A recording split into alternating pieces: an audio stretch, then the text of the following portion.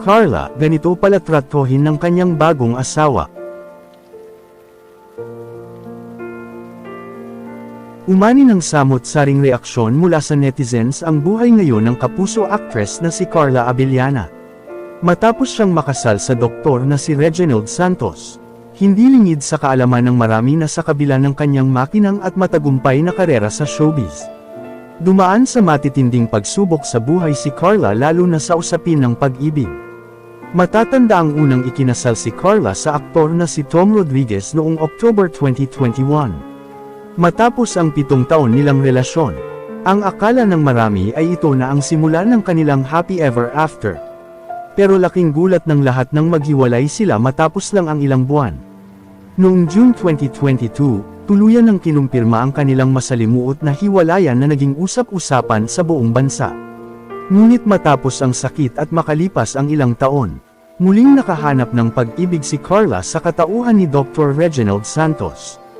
Hindi lang basta bagong pag-ibig si Dr. Reginald dahil siya pala ang first boyfriend at first love ni Carla noong high school pa lang sila. Pagkalipas ng mahigit 20 taon, muling nagtagpo ang kanilang landas at ikinasal nitong December 2025. Sa ngayon, kitang-kita na mas payapa, normal at masaya ang buhay ni Carla bilang asawa ng isang doktor.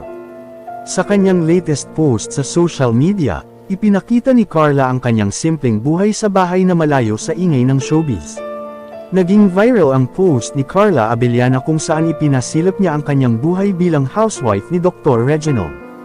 Sa mga larawan, makikita ang aktres na siya mismo ang nagluluto ng kanilang hapunan para sa dinner. Ipinakita rin niya kung gaano siya kaalaga ng asawa dahil si Dr. Reginald mismo ang nagtuturok ng kanyang gamot o injection para sa tila IVF procedure niya.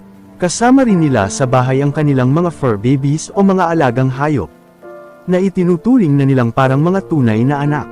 Hindi nga maiwasan ikumpara ng netizens ang buhay ngayon ni Carla sa buhay niya noong nasa maling tao pa siya. Ngayon simple at payapa ang buhay ni Carla, at halatang mahal na mahal siya ni Dr. Reginald. Ayon sa mga netizens, deserve ni Carla ang ganitong klaseng saya at payapang buhay pagkatapos ng lahat ng kanyang pinagdaanan. Ang bagong buhay ni Carla ay patunay na may pag-asa pa ring makatagpo ng tunay na pag-ibig sa kabila ng masasakit na pinagdaanan niya.